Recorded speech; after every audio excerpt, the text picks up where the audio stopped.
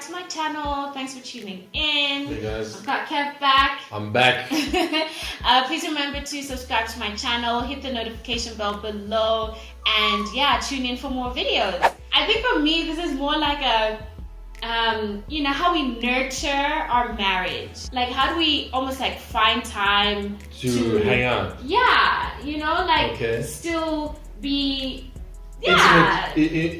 Present with one another. Yes. Okay. All right.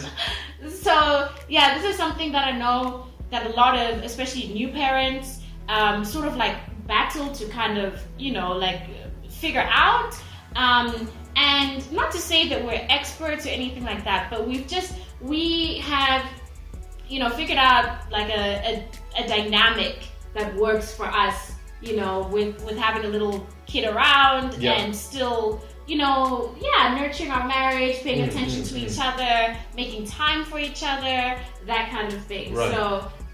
So we're just going to be chatting to you guys about some of the things that we do so that it can help you in your relationship, in your marriage, especially when you have a new baby, a new child in the picture. So let me just first say, to new parents, it takes time. Yeah. It really takes time to find out what that new dynamic means. Yeah. Because you've been a twosome for a while. However long it's been. Yeah. And then you've kind of got your groove, and then a kid comes, and that completely changes things. Completely changes things. It changes how you see each other. It changes how you are as a person.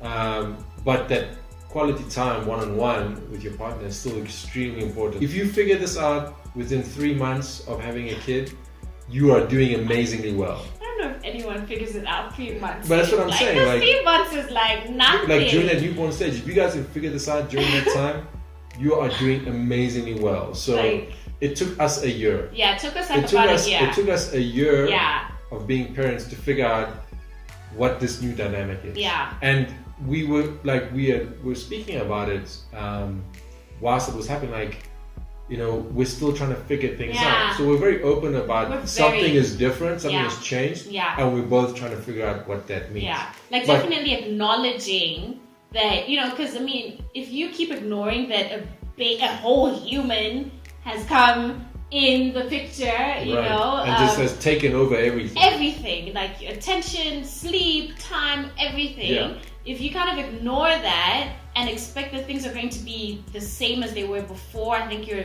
really setting yourself up for like disappointment. Yeah, don't hold on to the old because it's gone. It's gone. It's gone. Like it's gone. It's gone. Figure out what the new thing means. Yeah. And it's not to say that, you know, the new stuff is bad. It's great. You've got a kid. That's amazing. Congratulations. But what does it mean for you as a couple?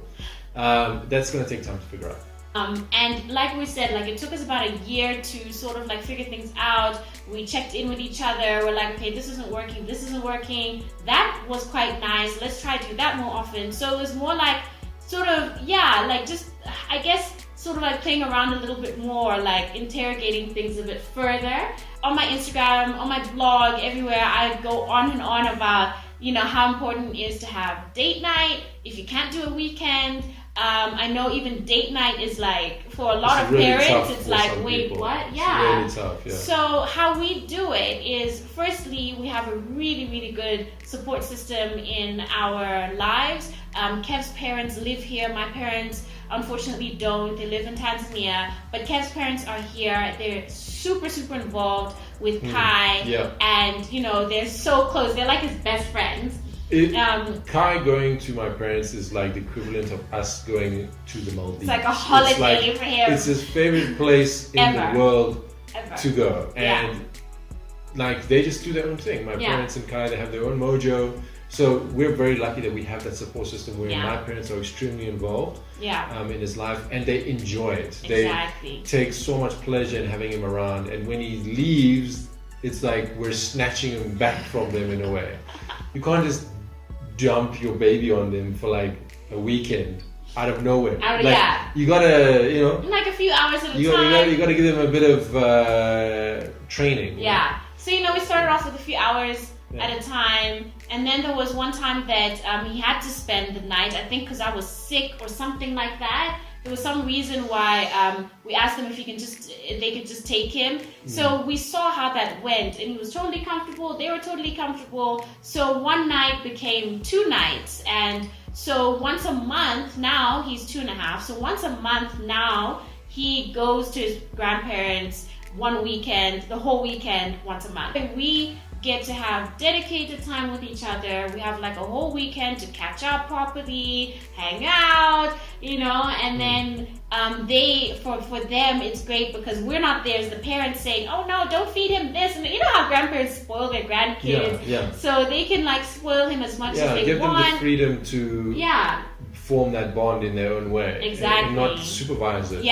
And then for him, like Kev said, like it's like a holiday. He loves being at his grandparents. It's just amazing for him. It works out for everyone. But I just have to say one thing is that the only way this thing works is if you as a couple are prepared to let your child outside of your zone. You have to trust that person. And it's got to be both. The guys, it's much easier. The moms, there is a lot of mom guilt, and there's a huge attachment to the baby or to your child to be like, but I want to spend time with them, and is it okay for me not to spend time with them as their mother? It is absolutely fine for you to have your own time to yourself. It's actually incredibly important, and it'll actually help you in your relationship with your kid. We're humans. Like, you existed before your child, that person still exists, and you need to tap into that every once in a while. You shouldn't feel guilty about it. Yeah. And, just going off of that, I think that's where I've sort of like noticed that it's very easy for us to kind of fall into this trap of, okay, we get married as women, we get married, so we're like focused 100% on our husbands, being this wife and all of that. And then all of a sudden you have a baby, and our focus literally completely shifts to the baby.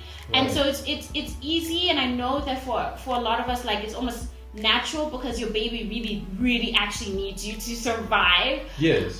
But there comes a point where the baby doesn't, like, it's not completely dependent on you. Someone can take over for a little while. If it's a few hours, cool.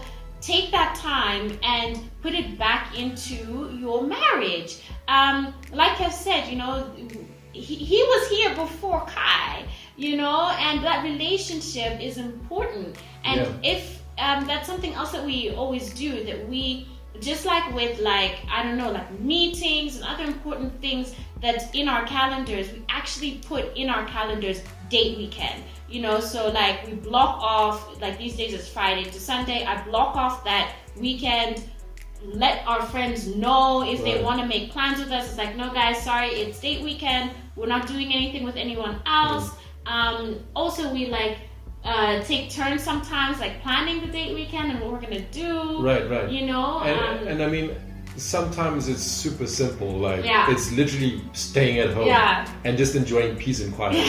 Like, it can be as simple as that. It's not. We don't have these elaborate dates. Not all the time. Sometimes we indulge. Right? Sometimes we indulge, but I would say most of the time it's really just enjoying each other's company. And for us, how we enjoy each other's company is at home, and also we like to eat together. I think I wrote a blog post about this, like other ways that you can like spend time with each other without spending so much money, because I know these days, especially, like, we're paying like so much in, like, I don't know, like kids fees, expensive. Clothes, like they're just expensive. So sometimes you might be like, oh, but I want to do date night or whatever, we're a bit broke. Stay in, stay in. If you have a nice garden, have a picnic in the garden. When we stay in and, we watch movies, we have theme nights. Or we'll do, I don't know, like a 90s theme or something like that. So just to make it a bit more interesting. And something that we've also done as well is like board games. Like, it's definitely not for everyone. Right. But sometimes we will just, our date day, if we only have a day, we'll do maybe have lunch, and then that evening we'll play Scrabble at home. With drinks. It actually, when you say it out loud, it actually does sound like so old farts. It sounds like we're such old farts. It sounds incredibly analog. Why? But we enjoy it. But we enjoy it because we're spending time with each other and we're not talking about being mommy and daddy. Yeah. You know, like that I think is the most important thing. Like just to take those hats off. Right. It can be very small moments in the day, like instead of sending each other a WhatsApp saying, hey, did you remember to do this? Just call each other and say, hey, what's up? How you doing today? Yeah. Like little things like that will also help you for when date weekend does come, that you're not starting from so way back. Do what you can with the time that you have. Filling that tank. So it's not left on empty until the next day or weekend. It's like slowly, like you said, like I love hearing from him during the day when it's not like, hey, it's some kind of chore or errand to run. Yeah, or something about Kai. As a couple, you're doing that all the time. Yeah. Did you remember to do this? Don't forget this. Can you pick this up for me? Or like you're trying to help each other out on like a routine basis, but just check in and just be like, hey, how's your day going? It can be something as simple as that. And like, I miss you. Something else that we do is like we try to do it on a weekly basis is just having like, what do we call it, like an appreciation moment?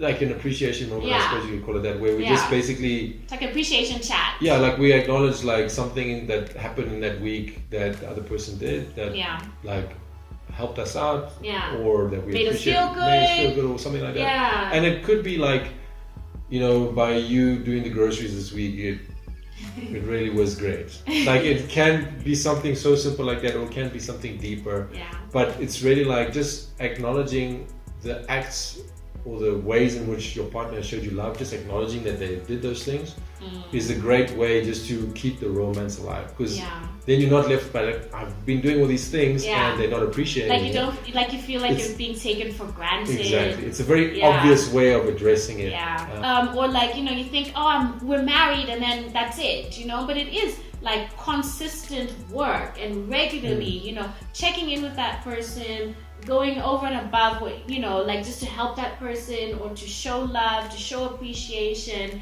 that kind of thing, you know, and it's easy to forget and just assume that that person's there. It's really easy to be distracted.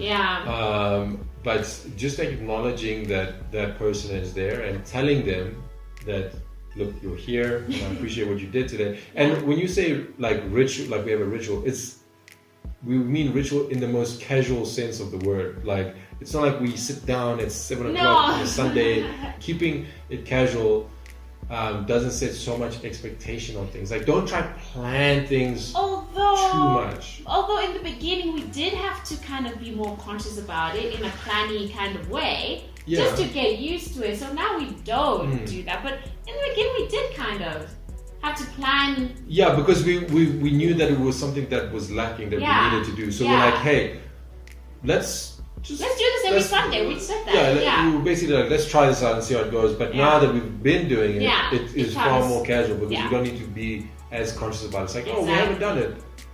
Boom. Say it. Sometimes not every moment you have free should be spent with your partner. Like that's too much pressure. Because sometimes you need other things. You need to tap into your girlfriends or your guy friends and, you know, just do what you do within that friendship circle. Like just or me time or whatever. Let your hair down. If it does go down, if it doesn't go down, just blow some steam, right? But you know, just take time out because for you to be good in that pairing, you need to be good on your own. So if what you require is a girls' night out or a lunch date with a girlfriend or something like that, or the guys need a day out with the boys, just give each other that space because then when, you know, you do have that time together, you've had that opportunity to have that release. Just try and get your head outside of this cap, you know, wearing that hat of I'm a wife and this is, you know, I'm a mother and this, you know, like, and vice versa, you know, just explore each other as people again. Like, I think for me, that's really important. Just find a way to unwind. Like for us, it is that sort of joking and flirting stuff and, you know, teasing each other or whatever. That's something that works for us. So definitely try and keep those little things alive as much as you can. It's so easy and, you know, that life can really get on top of us. We haven't got it 100% figured out, but we're always open to hearing what the other person has to say. Feedback is also really important, you know, like what works for me and what works for you, and, you know, like, again, just doing those things more often, doing some things a bit less if it's like, nah, that didn't really like do much for me or whatever it is. Yeah, I think it's really just about acknowledging, you know, things that you want. One thing that is really, really top of mind for me when it comes to nurturing our marriage and keeping the romance alive and all of that is that as much as Kai is like obviously like a huge part of our lives and our, you know, attention and all of that and our focus, at some point the kids are gonna leave the house, you know, and what I don't want is for him to like almost like be a stranger, you know, after 20 years, 25 years, then we are reacquainting ourselves with each other. Like, I think it'll just be such a shame, you know. So it's another big reason why it's like we need to be nurturing our marriage now. You know, it's not like when the kids grow up or when the kids go to school or when the kids do whatever, when they're a little bit more independent. It's like, no, we have to keep doing it because it's so easy to drift apart. And people grow, people change, people's interests change, and you know, just again being together for 15 years, we're like not completely different people, but we've grown, we've evolved from when we were, you know, like 10 years ago. Yeah. So imagine now if you don't really connect on that level, 10 years from now, 20 years from now, it's like, who are you, you know? Marriage is not like an end point in your relationship. Like, okay, we're married now. And that's it. That's it. It requires work. It requires a bit of maintenance, you know, like just knowing that up front, on both sides, you know, and even if you aren't in a marriage, like if you're just like lifelong partners or whatever it is, it still requires work. Like it's not like, okay, this is the final commitment that we have with each other. There's nothing beyond this. This is how we will always be. That's not how it works. You need to keep touching base, catching up, updating. Like it's a continually changing thing. And if you don't recognize these changes and keep up to date with them, you kind of forget who you're married to because like this person doesn't recognize me anymore. So put in that time, put in that work. It'll make things so much better. So let us know what you think of this video, and also share some of your habits or, you know, things that you do in your relationship, in your marriage. If you have kids, you know, how do you find time to nurture your relationship? Make sure that you guys are spending time together.